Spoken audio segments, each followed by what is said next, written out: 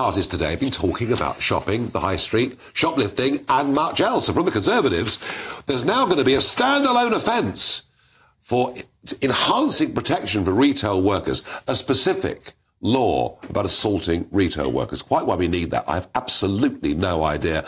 I will ask Jacob Rees-Mogg at the end of this show what the reason for that is. They're also suggesting electronic tags for repeat offenders after their third conviction for shoplifting. I'd have thought after the first offence might be a better idea, but never mind. Now, Labour have come up with a package, and I have to say, some of the ideas aren't bad. They say tackle antisocial behaviour and shoplifting. Put 13,000 more neighbourhood police and PCSOs on the streets and scrap the £200 rule. And that is kind of, the police don't bother with shoplifting unless you nick more than 200 quid's worth. That I thought was sensible. Roll out banking hubs. Again, from Labour, sensible if the banks will cooperate, if the banks will play.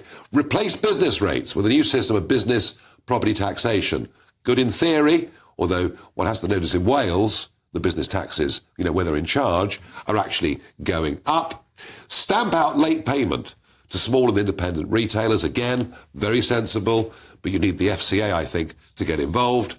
And revamp empty shops, giving communities a right to buy. On the face of it, not bad stuff. I'm joined by Alex Schlagman, founding partner of SaveTheHighStreet.org.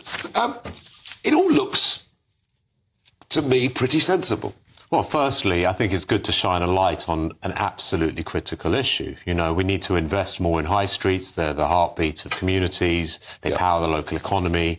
And changing high streets for the better, I think, is a central agenda for all parties. It should be. I mean, they point out 3,700 small shops, newspaper shops, grocers, butchers have closed since 2010. And of course, the banks have withdrawn almost wholesale. The banking hub idea is a blooming good idea. Why are there so few of them?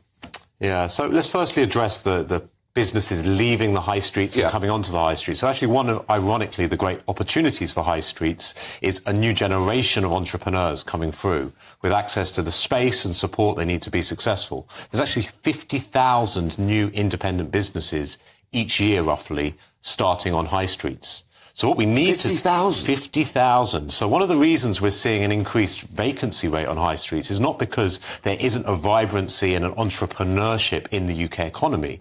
The challenge is there's a lot of friction to starting a business for starters, and a lot of the major chains are disappearing, such as the banks. Yeah.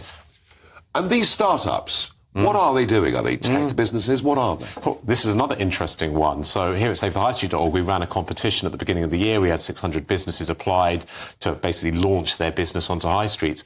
A good proportion of those are actually online retailers. And we're seeing a big shift right now. Some of the biggest digital online retail businesses in the world are investing heavily in high streets. And Why? We're starting to see it filter down. Why? So, first things first, you get to a certain point, even if you're an Amazon, where you make the decision to buy things like Whole Foods, so that you can be much nearer your end consumer. The other thing is, people want to shop online, yes, but they also want to shop locally. And if you can join the dots between the two, and not necessarily always sell them things in the physical shop, but give them a reason to be there, engage with your brand, interact with your products. So literally a front. Yeah, in some cases, but in other cases, interestingly, also a fulfillment hub. So they operate in different ways for different people. Wow. But we're also seeing a whole range of interesting new concepts. We've helped a new brand called Candid Studios just launch into West London, and they're like a pop-up photo studio. Yeah. We're seeing brands that are emerging that are kind of doing different things, but also we're helping brands like florists launch and do slightly new concepts, more modern ways. So what you're telling me is there's actually quite a good story here. Oh, look, we're excited by the change here at SaveTheHighStreet.org. As I said, with the new generation coming through, the key thing is that we get them in the right places doing the right things. And so you've got big empty spaces like department stores where you've got to rethink it entirely. Yeah. Debenhams is not getting replaced by House of Fraser, and House of Fraser certainly isn't getting replaced by BHS. But we can think of them as mixed-use destinations full of interesting businesses that serve the needs of that local catchment area. One thing that struck me, Alex, over the years many, many times is as the big department stores close and as our traditional towns become less big shop days out because we go to Blue Water or out-of-town stores, I've always thought maybe what will happen is in the centre of cities and towns, people will start living there again. And that will mean up will spring, local convenience stores and all the rest of it. Is some of that happening? Yeah, there is some of this happening, repurposing some of town centres into other uses. Now, we've got to be a little bit careful, because what we don't want to do is hollow out the middle of high streets. But actually, some high streets are a little bit too big. So if we can build more residential around the edges and also make better use of the uppers, but actually get more people into those town centres who will spend more money, and in some cases, shrinking some high streets will save them. Interesting. Now, business rates. Labour mentioned business rates here.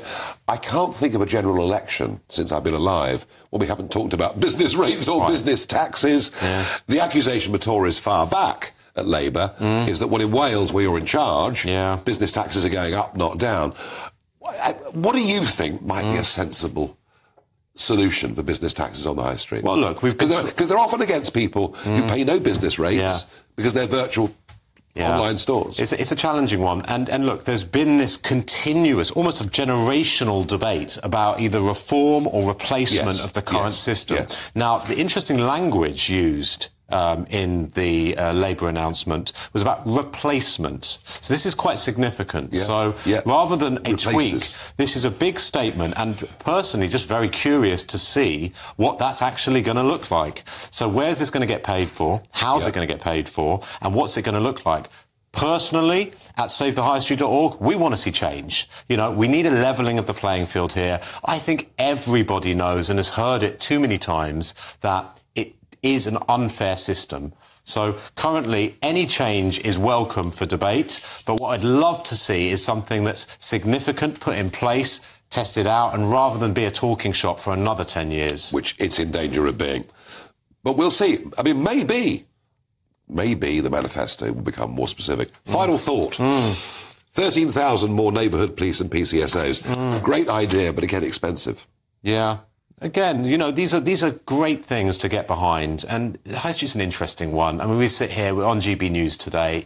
Obviously this is a political station, but the interesting thing about the High Street is it doesn't matter where you sit on the spectrum. Everybody seems to want to get behind it. The key is, how do we actually practically make change happen? How do we create a plan for every high street, ensure that the people on those high streets are empowered to lead and drive that change? How do we replace the empty units with a new generation of entrepreneurs that can actually be successful? And how do we actually start to support our high streets? Really, Alex, very, very interesting indeed. Thank you.